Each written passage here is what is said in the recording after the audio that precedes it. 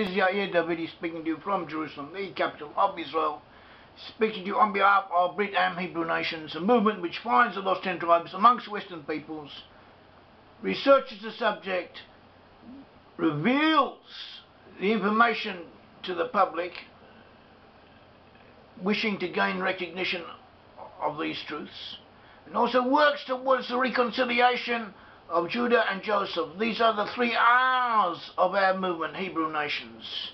Hebrew Nations works for the research into the whereabouts of the lost 10 tribes of Israel, recognition, or that is revealing the results of our research, and striving towards the ultimate reconciliation between Judah, that is the Jewish people, and Joseph, representing all of the 10 tribes of Israel. These are the 3 R's of Brit-Am: research, revelation, reconciliation.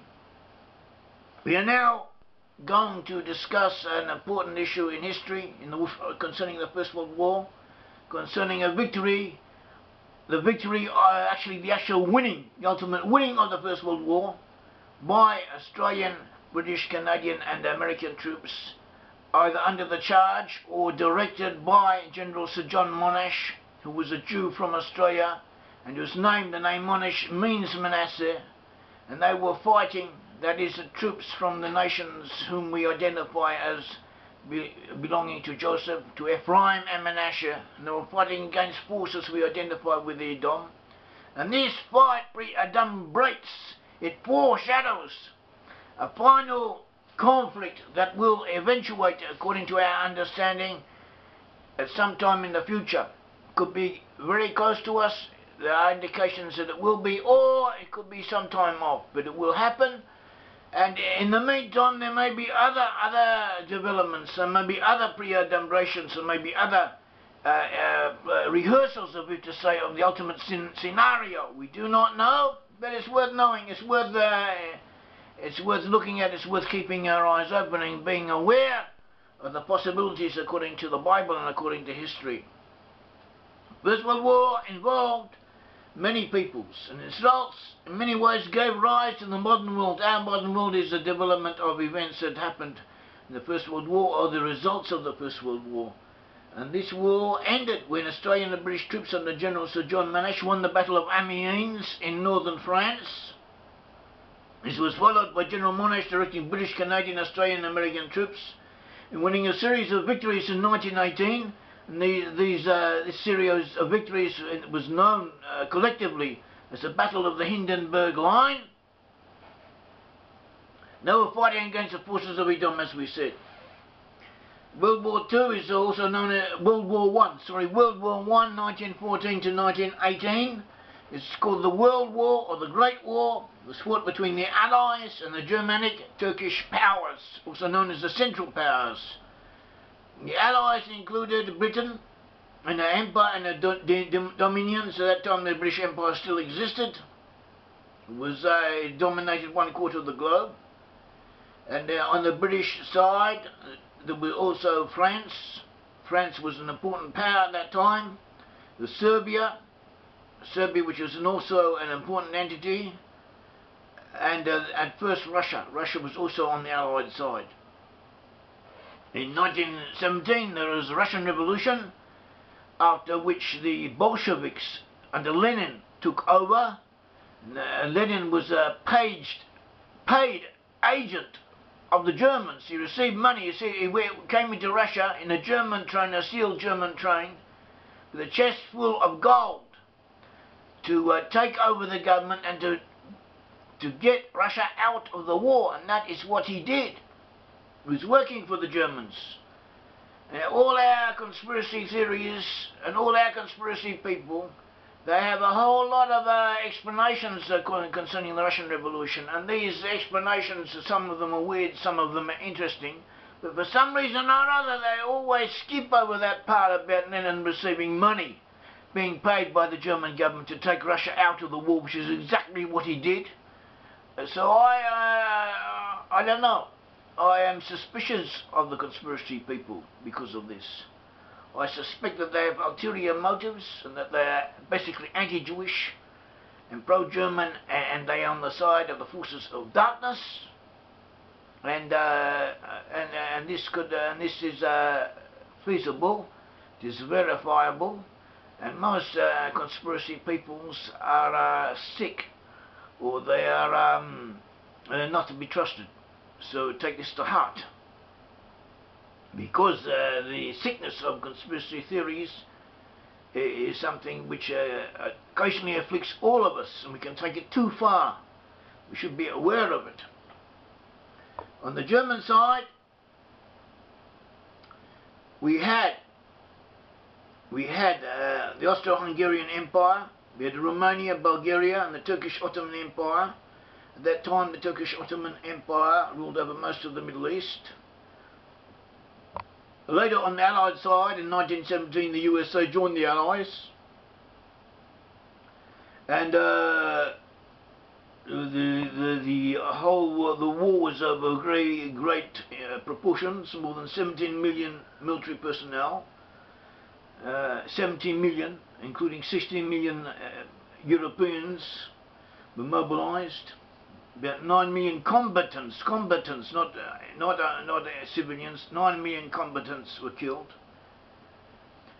And at the beginning, the Germans, when the war broke out because of a prince, a crown prince, in other words, the next hereditary successor to the throne of the Austro-Hungarian Empire, being assassinated, and as a result of this assassination, the Austro-Hungarians pushed on by Germany, made their demands on Serbia, which could not be met, which would have resulted in the end of Serbian independence.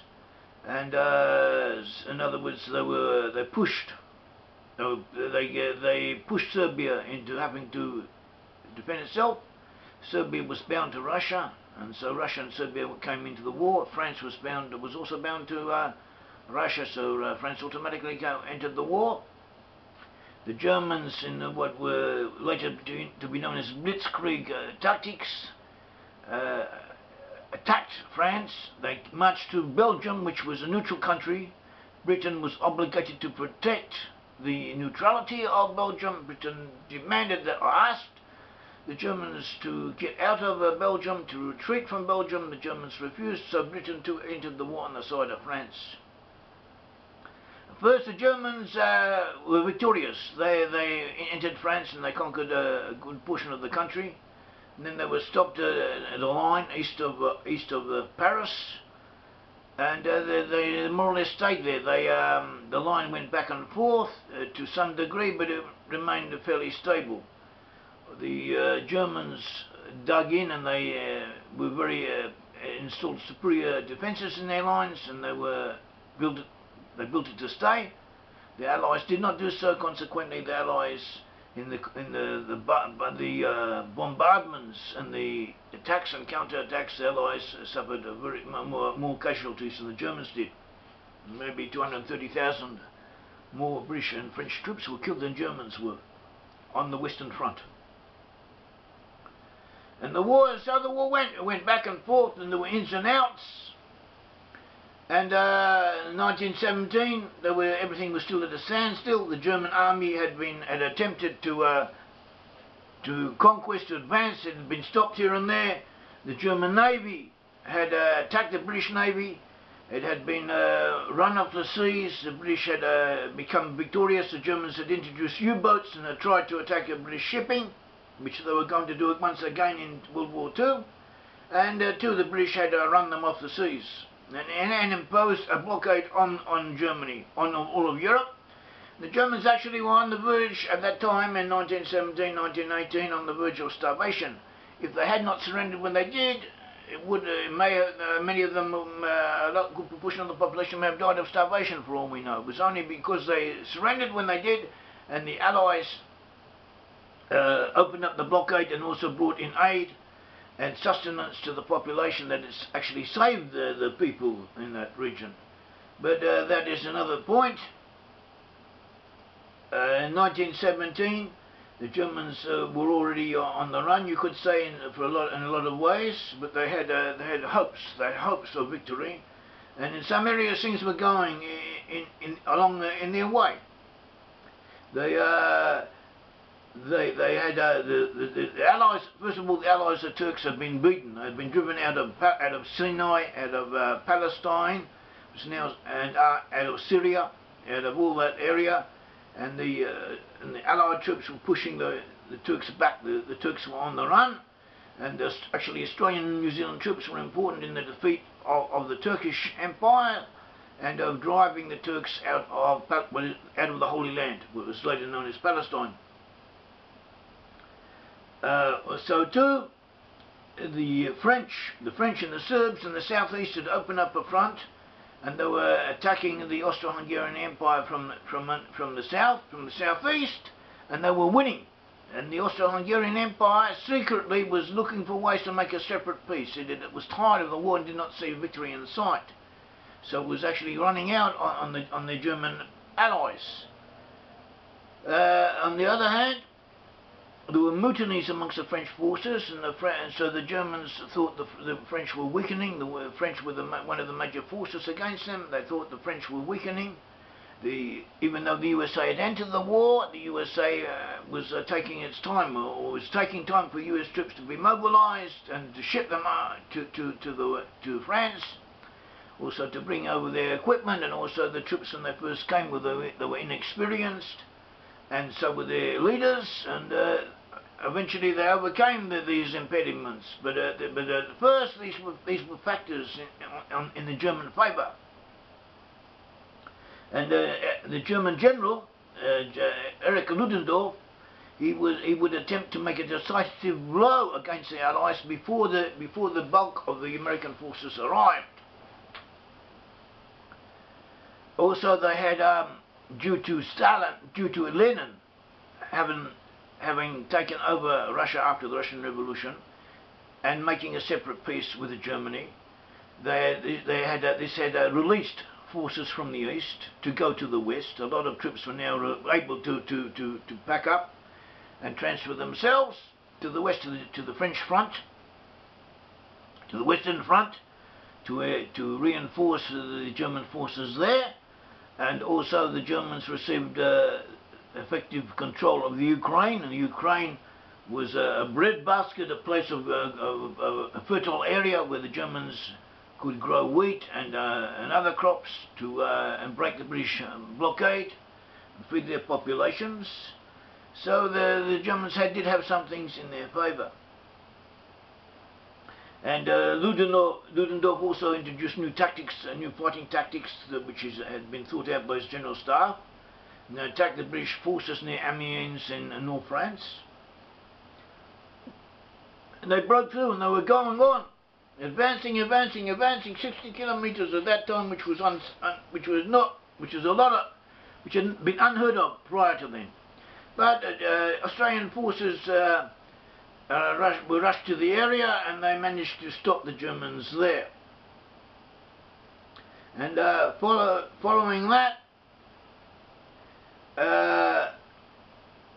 that became the Battle of Hamel on July 1918 under General Monash. Monash, with the support of the British 4th Army Commander Sir Henry Rawlinson, and also with the support of the British 5th Tank Brigade and a detachment of US troops, he won a small but operationally significant victory for the Allies. The military historians have gone wild over this victory because it was the first of its kind, one could say.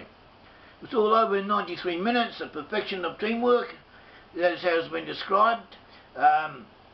It's also considered the first modern battle, the perfect battle. A war-winning combination had been found, a corps commando genius, that is Monash, the Australian infantry, the tank corps, and the Royal Artillery and the RAF. All of these new forces, relatively new forces, participated, and all of them contributed to a quick and decisive victory in the Battle of Hamel. Following the Battle of Hamel, the Battle of Amiens was launched on August the 8th.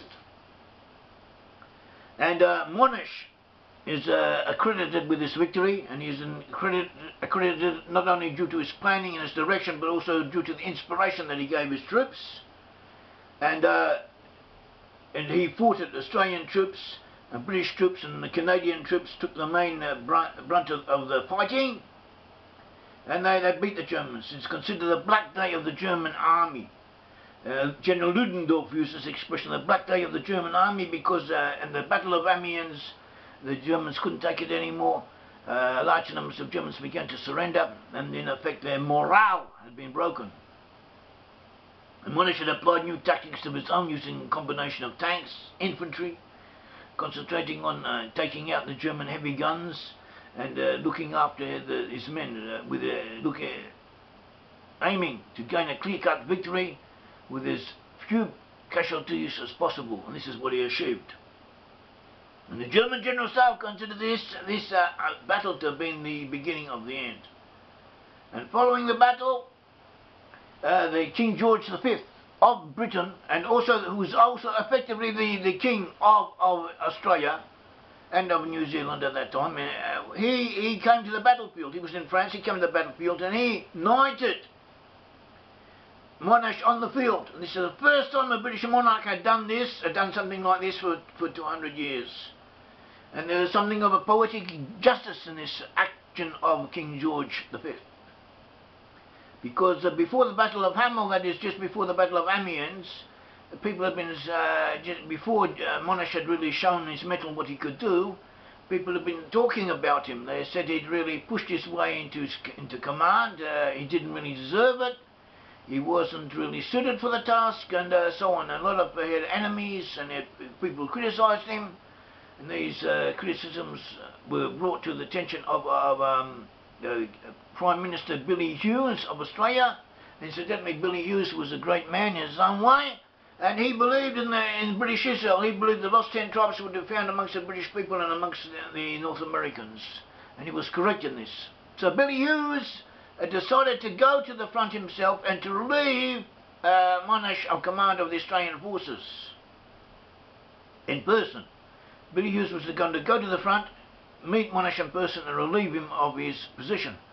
And he set out, he went there. On the way he met soldiers and officers who had served under Monash, and they spoke very well of him.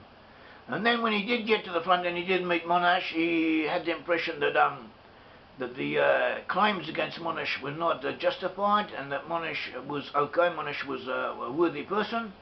So he did not do what he had come to do, and he left Monash in his position. But nevertheless, it is as if the enemies of Monash had planned to send, or had caused the Prime Minister, the highest person in the Australian hierarchy, to go in person to the field of battle with the intention of taking Monash down, of relieving him of his command.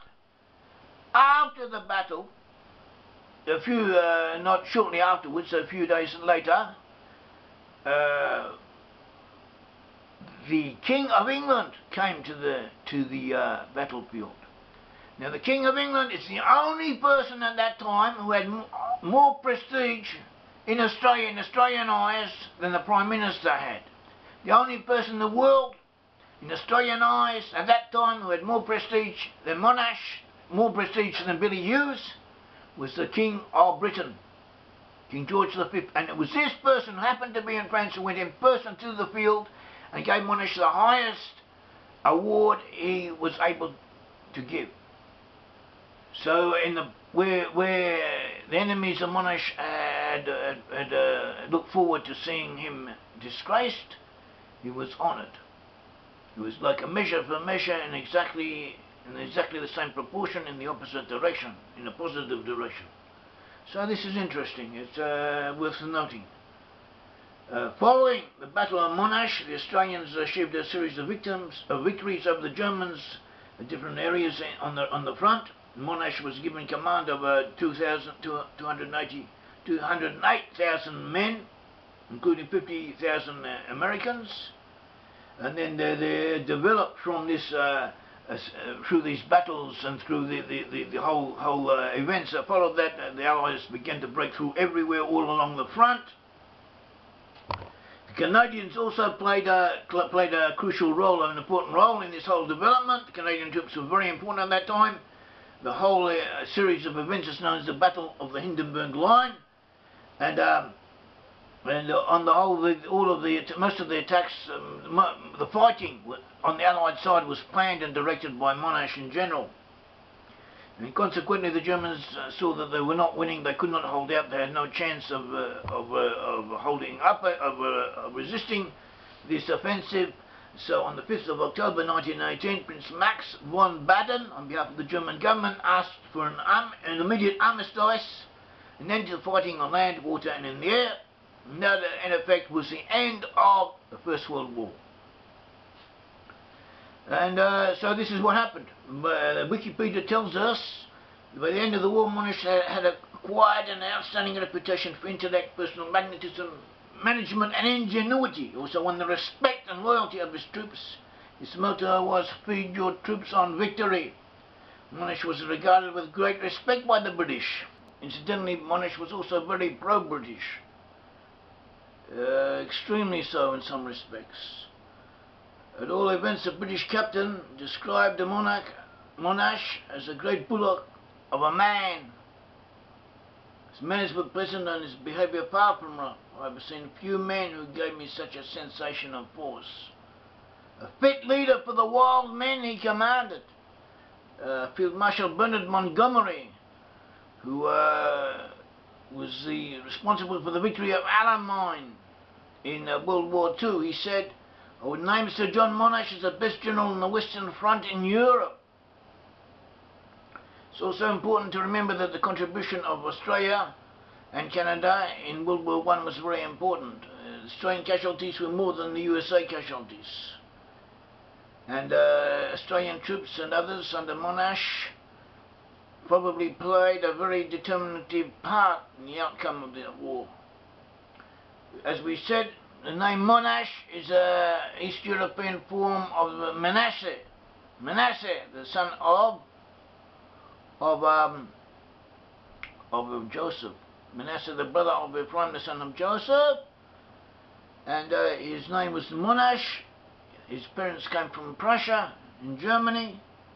Actually, they came from an area which was a couple of kilometers away from the birthplace of Ludendorff, the head of the German forces.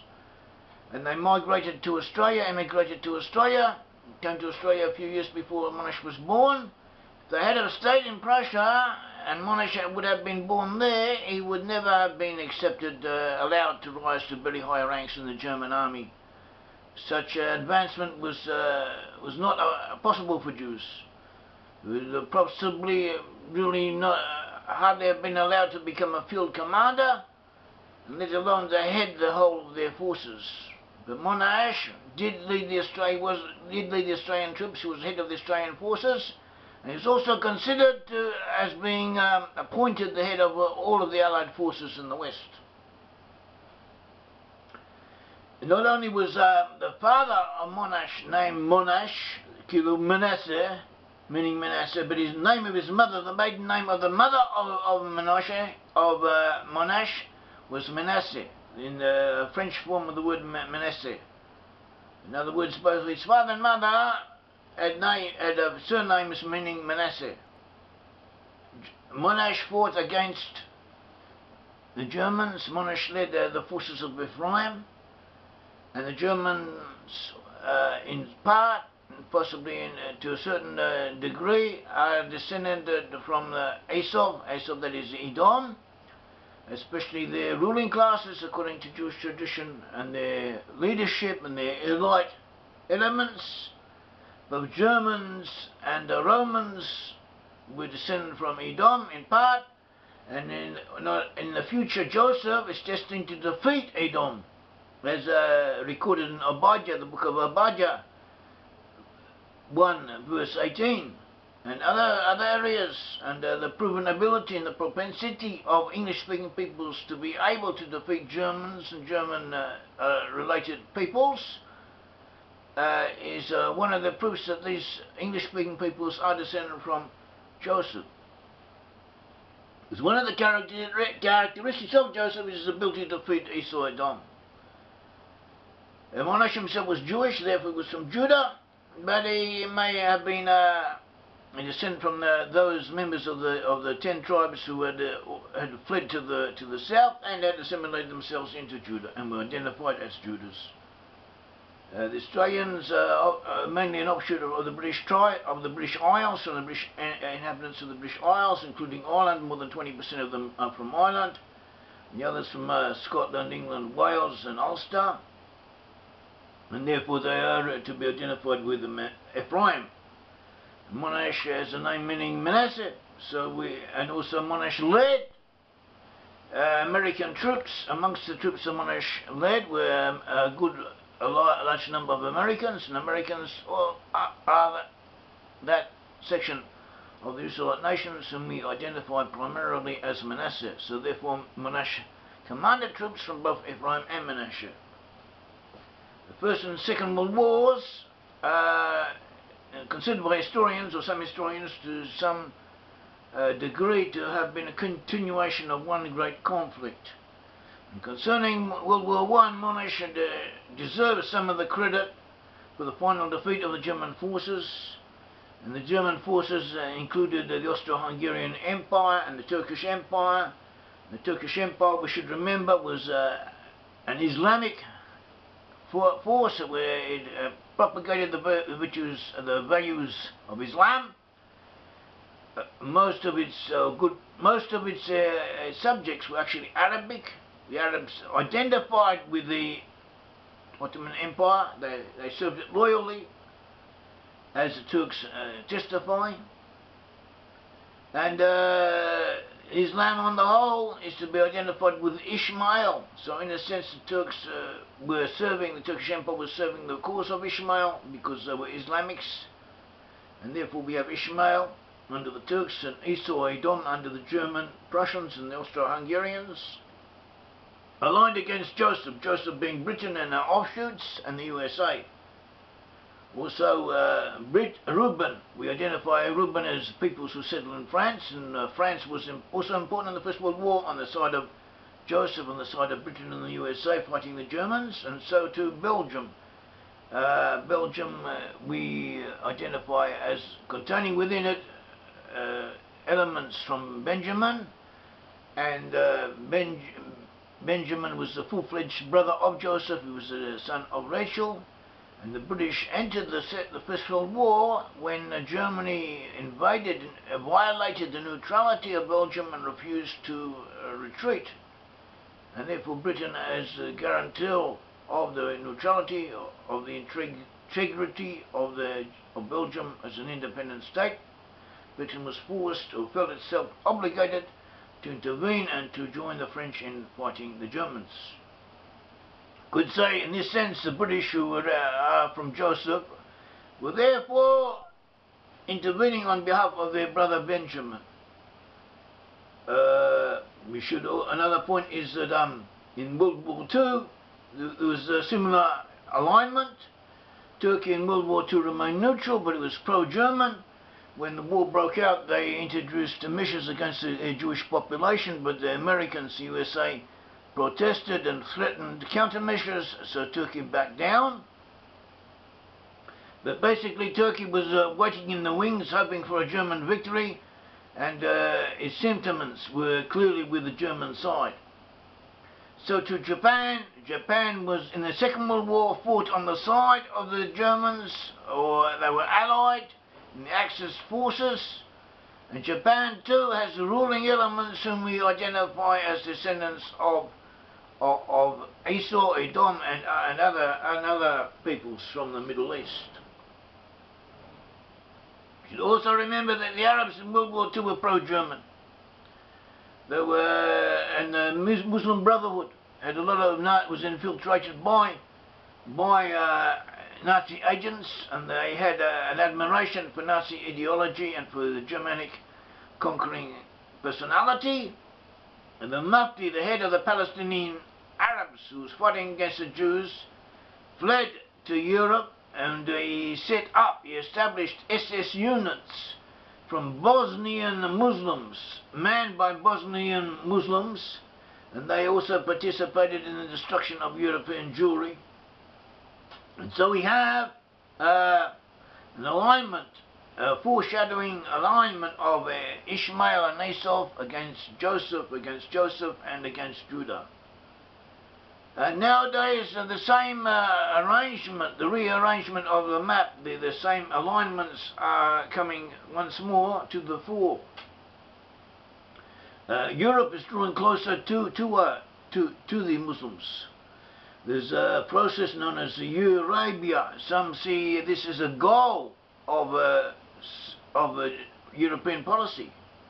Researcher Batty Orr in a book Eurabia, the Euro-Arab Axis, describes this process of peoples, of officials and bureaucrats and intellectuals in Europe striving to achieve a coalescence, a coming together of Europe and Islam. Eurabia, look it out, and this has been predicted by the prophets. It will either be the scenario of the final great battles or one of the or a runner up to it. At all events, in the end times, Ishmael and Esau will join together and they will fight against Israel. And we are seeing this alignment coming into play in our time. We also saw it come into effect in the First and Second World Wars.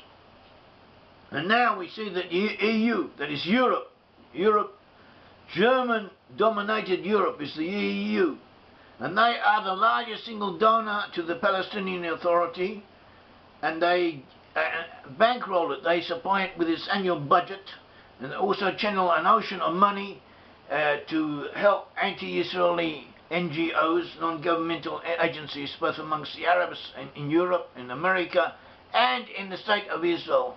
Israeli left-wing pro-Arab groups who work against the country are funded, are bankrolled by the EU and also by other European peoples who are not necessarily members of the EU, but are also in favour of supporting the Arabs against the Jews. And this is not something. We're not telling you things that you have to, that are hidden. We're not telling you things that you have to learn all kinds of conspiracy theories and look up what someone did 50 years ago, what someone did 20 years ago and kept hidden under secret bank accounts and so on. These are things that are openly admitted and even boasted about by the parties responsible, and they openly declare their intentions in this regard. So at all events, this is what we have spoken of the First World War. We've spoken of the contribution of Australian and Canadian and American troops and British troops to the victory over the forces of Edom. We mentioned that the leader, or one of the major leaders of the Allied forces, was named John Monash, whose name means Manasseh, and this is significant because he directed the final battle arrangements that led to the defeat of Edom, and had been predicted that Joseph would do this, and Joseph will do this again. So we're not saying that the First World War was this end war that has been predicted by the prophets. We are saying that history repeats itself. And what will come in the future will be a replay of what has already taken place in the recent past. Thank you very much. May the Lord God of Israel bless all of you and be with you. And if you want to do a good deed and help the truth be made known to others, and to help assist the research that we do in these matters, and our efforts of bringing this research to the public, revealing it to others, and also working towards the reconciliation of Judah and Joseph, then help us, send us money, buy our books, take out a membership in our organisation, Hebrew Nations, if you can. If you cannot, we just wish us well and follow what we are talking about, because we are talking about it for your sake, and we want you to know about it, because everyone is important, and no one can tell where the important word will fall, who will carry on the message. And what the Almighty, we do understand that the Almighty seems, according to the Bible, to want this message to be spread to as many of the Israelite peoples as possible in our time. Thank you.